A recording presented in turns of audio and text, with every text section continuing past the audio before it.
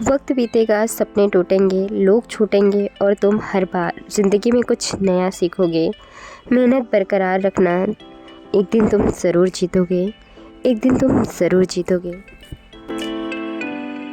आज के ब्लॉग की स्टार्टिंग एक मोटिवेशनल कोटेशन के साथ। सुप्रभात, good morning, Radhe Radhe. Welcome back to my new study blog. कैसे हैं आप लोग और कैसे चल रही है आप लोगों की स्टडी? आई होप आप लोग बहुत अच्छे होंगे और अपने स्टडी भी एक प्रॉपर रूटीन में कर रहे होंगे और हर दिन खुद से जीत रहे होंगे, क्योंकि जब खुद की बारी आती है तो हम लोग बहुत सारे बहाने बनाने लगते हैं और ये टाइम जीतने या हारने का नहीं है। आप लोगों को पता ही है, केवीएस का नोटिफिकेशन भी आ गया है, फॉर्म भी फिल हो रहे हैं और एग्ज़ाम डेट भी लगभग अनाउंस ही हो गई है। कई सारे चैनल्स पे बताया गया है केवीएस का एग्ज़ाम जनवरी के फर्स्ट वीक या जनवरी लास्ट तक हो जाएगा।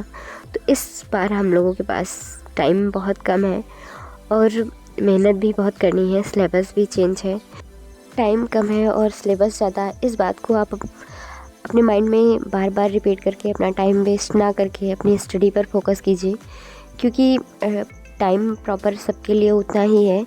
जितना सबको मिला है उतना टाइम आपको भी मिला है। अब आप पे ये डिपेंड करता है आप किस तरह से उसको सोचकर बिता रहे हैं, पॉजिटिव सोचकर या नेगेटिव सोचकर। क्योंकि कुछ बच्चे हैं जो इन 2 मंथ में बहुत कुछ बेहतर कर जाएंगे और कुछ बच्चे हैं जो नेगेटिव सोच कर खुद को डिप्रेस कर लेंगे। तो ये आपके हाथ में है, आप क्या करना चाहते हैं। आपको एक बेहतर गाइडेंस के साथ आगे बढ़ाना चाहते हैं या फिर इन्हीं सब बातों में उलझकर अपने आप को एक डिप्रेस वाली लाइफ देकर और वहीं पे स्टॉप कर देना चाहते हैं। देखिए, लाइफ जो होती है किसी की इजी नहीं होती है, उसको इजी बनानी पड़ती है। और स्टूडेंट लाइफ की बात करें तो ये तो ऑलरेडी ही डिफ़िकल्ट होती है। मैं भी एक एस्पिरेंट हूँ और मदर हूँ और एक हाउसवाइफ भी हूँ, तो बहुत सारी रिस्पॉन्सिबिलिटी होती है हम सबके पास।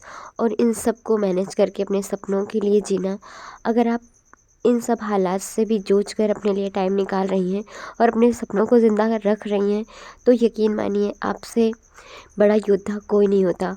और वैसे भी कहा भी गया है कि एक माँ जो होती है वो सबसे बड़ी योद्धा होती है। और जब भी आपको डीमोटिवेशन सा फील होने लगे, आप एक बार अपने ड्रीम्स को याद कीजिए। आप क्यों कर रहे हैं ये सब, किसके लिए कर रहे हैं। बस आपको फिर बाहर के मोटिवेशन की कोई नीड नहीं होगी और जो भी करेंगे आप एक प्रॉपर वे में अच्छे से मोटिवेट होकर करेंगे। डीमोटिवेट होना ये सबकी लाइफ में होता रहता है। कभी कभी हमारी लाइफ में ऐसा फेजेस आ जाते हैं जब हम ना चाहते हुए भी अपने आप को एकदम डीमोटिवेशन सा फील करते हैं। बट उस टाइम आपको अपने आप को संभालना है और थोड़ा टाइम खुद को देना है, ताकि आप अपने आप को समझ सकें। हमारे साथ ऐसा तब होता है जब हम खुद को टाइम नहीं देते हैं और खुद को समझते नहीं हैं, खुद को भूल जाते हैं। तो उस टाइम हमको अपने आप से बातें करनी चाहिए, अपने मनपसंद का काम करना चाहिए और जो भी आपका फेवरेट काम है उसको टाइम दीजिए। क्योंकि कभी कभी ऐसा होता है जब हम खुद से बातें नहीं करते तो वो जो हमारे साथ हमेशा रहता है, हमारा मन, वो ही हमसे दूर होता जाता है। आपका सबसे अच्छा साथी आपका मन होता है। और आपको कुछ आदतें हैं जो हमेशा अपने लाइफ में इंक्लूड करनी चाहिए। जैसे कि भगवान जी का हर रात सोने से पहले थैंक यू करिए कि उन्होंने आपको इतनी अच्छी वॉइस दी है, इतनी अच्छी बॉडी दी है और इतना अच्छा ब्रेन दिया है कि आप सब कुछ सोच सकते हैं। क्या राइट है क्या रॉन्ग है, इसमें आप डिफरेंस कर सकते हैं। अपनी लाइफ के डिसीज़न खुद ले सकते हैं और आपको अपनी लाइफ को किस वे में ले जाना है ये आप सोच सकते हैं। तो इस सब चीज़ों का भगवान को थैंक यू कहिए और उनका ग्रेटिट्यूड कीजिए, क्योंकि आपको वो चीज़ें नज़र नहीं आती जो आपके पास है। और जो आपके पास नहीं है बस उसी के लिए आप भगवान जी को हमेशा कहते रहते हो कि ये चीज़ हमारे पास नहीं है। बल्कि आपको इस पे ना फोकस करके अपनी अच्छाइयों पर फोकस कीजिए। आप ज़रा सोचिए, कुछ लोग होते हैं जिनके पास आँखें नहीं होती, वो संसार को नहीं देख पाते। कुछ लोग होते हैं जो बोल नहीं पाते, अपने शब्द को बयां नहीं कर पाते। और बहुत सारे लोग होते हैं जो कुछ ना देख पाते हैं ना बोल पाते हैं और उनके पैर भी नहीं काम करते अच्छे से। उन लोगों की लाइफ कैसी होती होगी आप ज़रा ये महसूस करके देखिए आप उनसे कितने बेहतर हैं। बस आप अपने आप को मोटिवेट रखिए, पॉजिटिव बातें सोचिए, पॉजिटिव बुक्स पढ़िए और जितना हो सके नेगेटिव लोगों से दूर रहने की कोशिश कीजिए। अपने ड्रीम्स को बार बार याद कीजिए और उस पर वर्क करने की कोशिश कीजिए। और आप ये सोचिए कि आप गलती कहाँ कर रहे हैं। हर रात सोने से पहले अपने डे का एनालिसिस आप लोग करिए। आपने अपना सबसे ज़्यादा टाइम कहाँ पे वेस्ट किया है और सबसे ज़्यादा टाइम आप किस टाइम को यूटिलाइज़ करके अपनी लाइफ चेंज कर सकते हैं। ऐसा कौन सा टाइम है जिसमें आप फ्री रहकर अपना टाइम वेस्ट करते हैं। पूरे डे में कोई ना कोई टाइम ऐसा ज़रूर होगा जो आप ओनली वेस्ट कर देते हैं।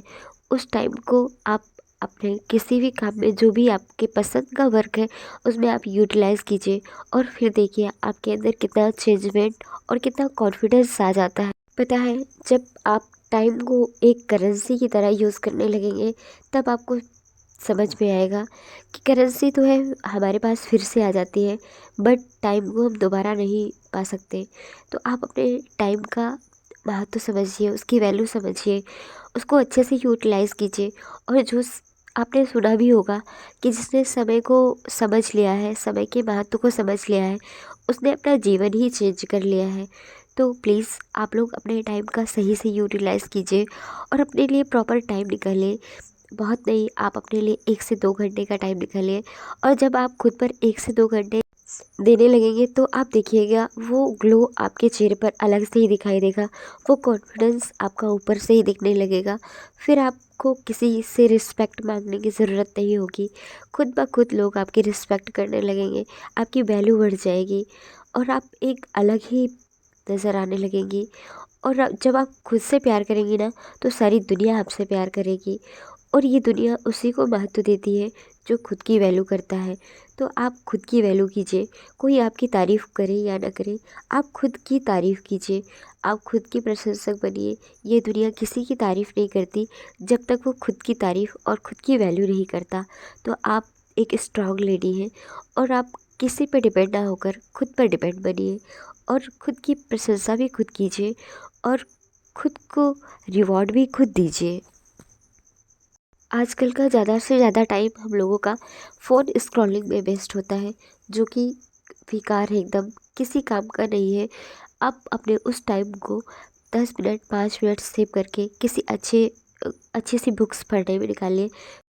पॉजिटिव लोगों को सुनिए, पॉजिटिव लोगों के साथ रहिए, नेगेटिविटी से दूर रहिए। फिर देखिए आपके अंदर जो चेंजमेंट आता है वो आपको बाहरी चीज़ों से